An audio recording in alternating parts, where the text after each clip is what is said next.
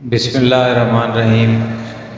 اللہم صلی علی محمد و آل محمد۔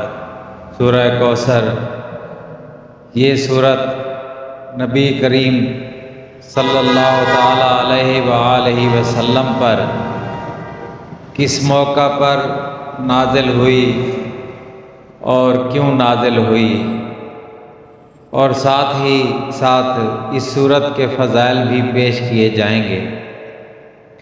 سورہ کوثر کو پڑھنے سے دنیا میں کیا فضائل اور برکات حاصل ہوتے ہیں، اس کا ترجمہ کچھ یوں ہے کہ اے اللہ کے پیغمبر، یقیناً ہم نے آپ کو آب کوثر عطا کیا، لہذا تم اپنے پروردگار کی خوشنودی کے لیے نماز پڑھو اور قربانی دو، اور یقین جانو کہ تمہارا دشمن ہی وہ ہے جس کی جڑ کٹی ہوئی ہے۔ جب نبی کریم صلی اللہ تعالیٰ علیہ وآلہ وسلم کے صاحبزادے حضرت قاسم رضی اللہ تعالیٰ عنہ کا انتقال ہوا تو کافر آپ کو ابتر کہہ کر طعنہ دینے لگے۔ ابتر سے مراد ایسا شخص جس کا نسب آگے نہ چل سکے، تو اللہ عز و جل نے نبی کریم صلی اللہ تعالیٰ علیہ وآلہ وسلم کی تسلی کے لیے ان آیات کو نازل فرمایا،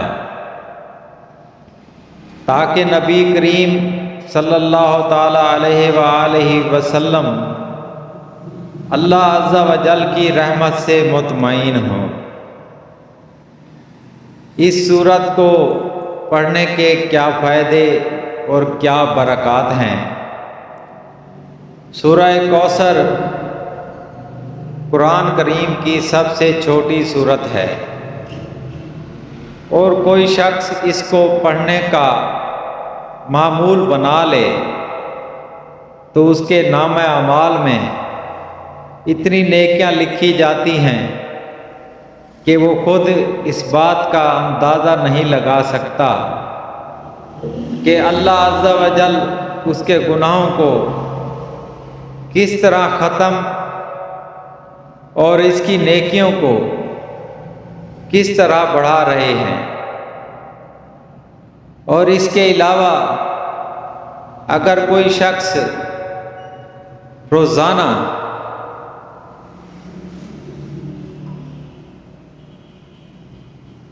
صبح اٹھ کر فجر کی نماز کے بعد 33 مرتبہ معمول بنا لے، سورہ کوثر کا ورد کرنا شروع کر دے، تو اس کی ہر جائز حاجت پوری ہو، ہر جائز دعا قبول فرمائی جاتی ہے، اور اس کی تمام مشکلات ختم ہوتی ہیں، اور ان کے تمام معاملات اور ان کی تمام دعائیں آہستہ آہستہ قبول ہونا شروع ہو جاتی ہیں۔ اللہ عز و جل سورہ کوثر پڑھنے والے انسان کے غموں کو راحت میں تبدیل کر دیتے ہیں۔ یہ ہیں سورہ کوثر کے فضائل جو اس دنیا میں انسان کو حاصل ہوتے ہیں۔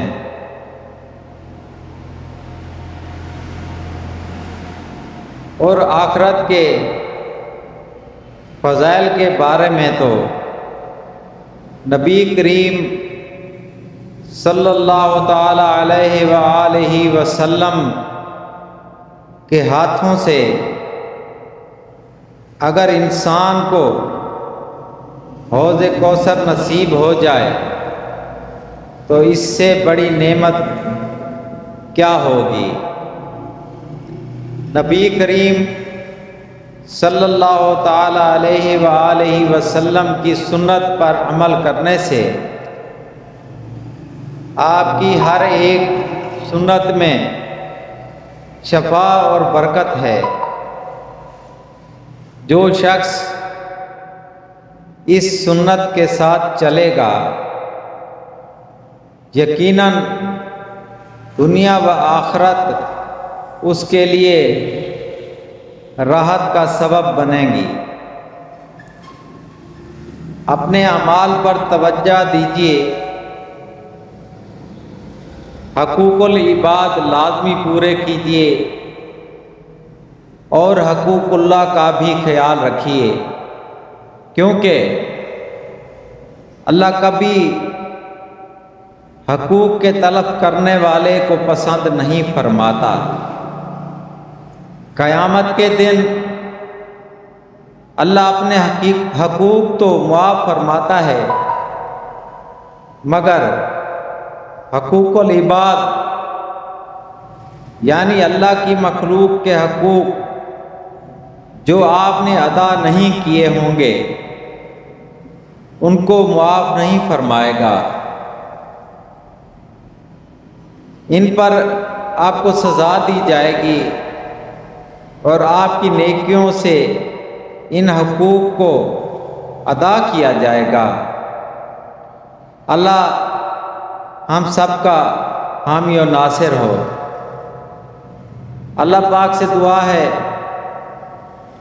کہ اللہ پاک ہمیں نیک کام کرنے کی توفیق عطا فرمائے۔ آمین ثم آمین۔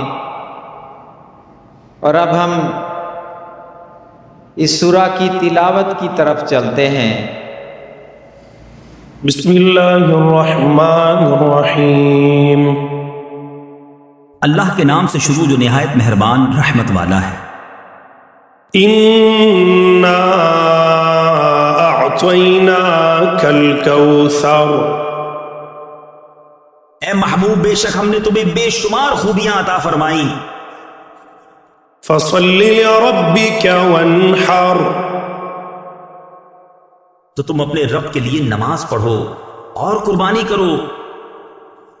إِنَّ شَانِئَكَ هُوَ الْأَبْتَرُ۔ بے شک جو تمہارا دشمن ہے وہی ہر خیر سے محروم ہے۔